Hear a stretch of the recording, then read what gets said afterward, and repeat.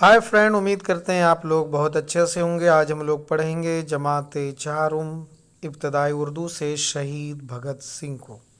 सबक नंबर 9। आइए अब लेसन को शुरू करते हैं। आपने जंग आज़ादी के बारे में ज़रूर सुना होगा। ये जंग हिंदुस्तान को अंग्रेज़ों की गुलामी से आज़ाद कराने के लिए लड़ी गई थी। जो लोग लड़ाई लड़ रहे थे उनके दो गुरु थे। एक नर्म दो गिरोह थे। एक नर्म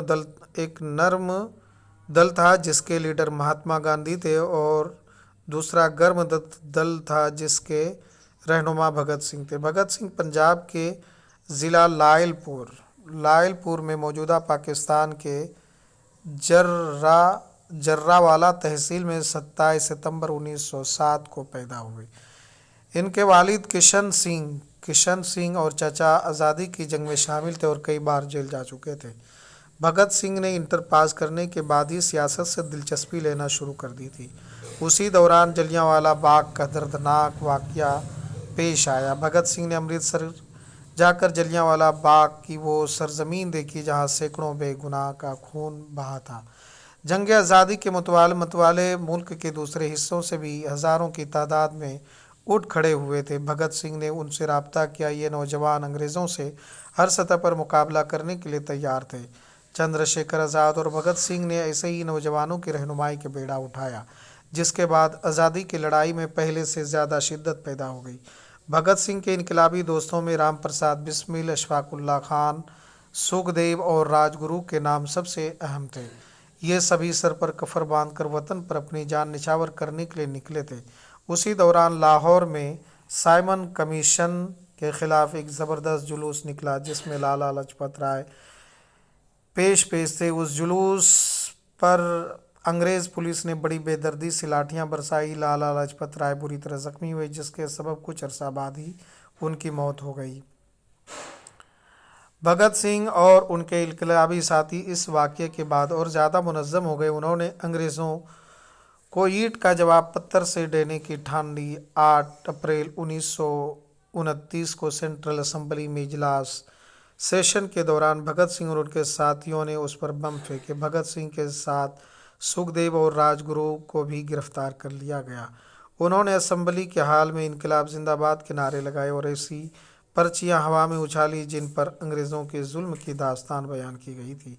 यह भी याद रखने की बात है कि भगत सिंह और उनके साथियों ने असेंबली की जिस मकाम पर बम फेंके थे वो खाली था, इसलिए वो किसी को मारना नहीं चाहते थे। उनका मकसद अंग्रेज़ों के जुल्म के खिलाफ अपने गुस्से का इजहार करना था। इसके बावजूद अंग्रेज़ों ने उन पर मुकदमा चलाया और तीनों साथियों को लाहौर के सेंट्रल जेल में 23 मार्च 1931 को शाम 7:15 पर फांसी दे दी। भगत सिंह उस वक्त सिर्फ 23 बरस के थे। आज़ादी मिलने से बहुत पहले वो हमसे बिछड़ गए। वतन के लिए भगत सिंह की इस कुर्बानी से हौसला पाकर हज़ारों लाखों नौजवान आज़ादी की लड़ाई में कूद पड़े।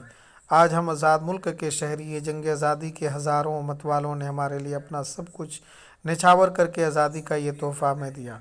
जब वो शहीद हुए तो उनके माँ बाप और दादा जिंदा थे। भगत सिंह उम्र में सबसे छोटे थे, लेकिन उनका कारनामा सबसे बड़ा था।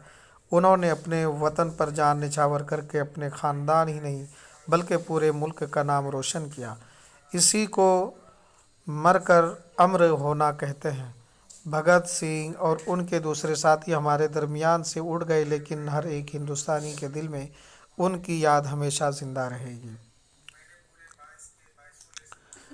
अल्फाज इधर लफ्ज़ हैं और इधर इसके मानी लफ्ज़ और मानी।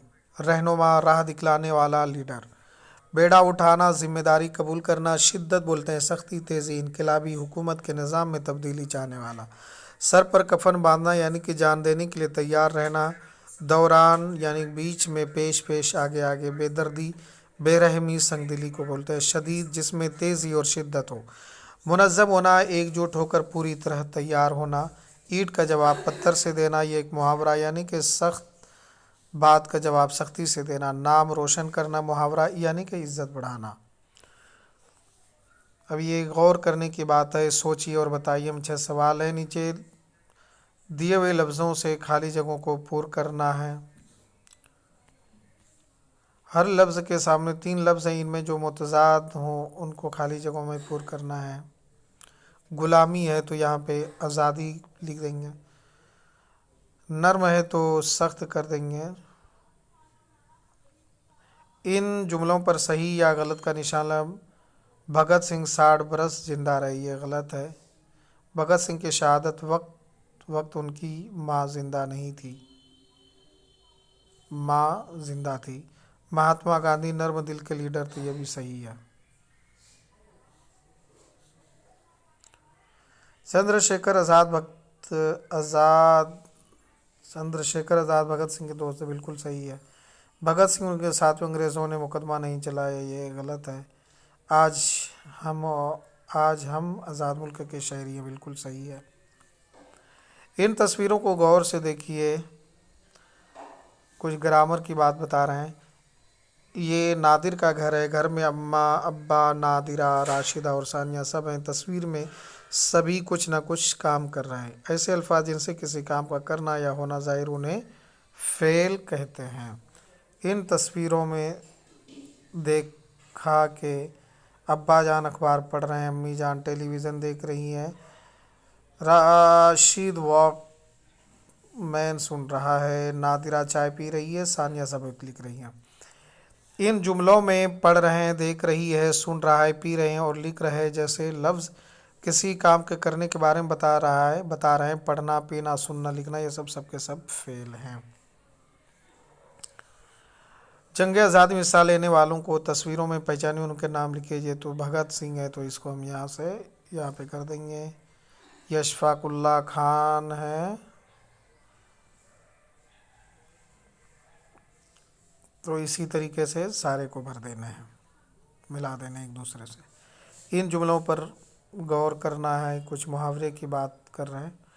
چندر شیکھر آزاد بھگت سنگھ نے گرم دل کی رہنمائی کا بیڑا اٹھایا، یہ سبھی سر پر کفر باندھ کر نکلے، انہوں نے پورے ملک کا نام روشن کیا۔ اوپر تینوں جملوں میں محاوروں کا استعمال ہوا ہے۔ محاورہ بولتے ہیں عام بول چال میں چند ایسے الفاظ کا مجموعہ تھا جس میں الفاظ اپنے اصلی معنی کے بجائے مختلف معنوں میں استعمال ہوتے ہیں۔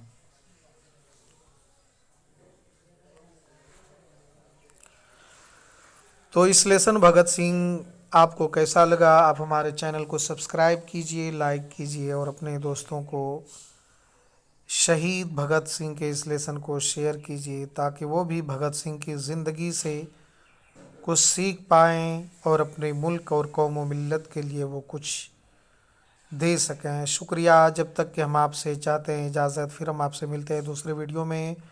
خدا حافظ۔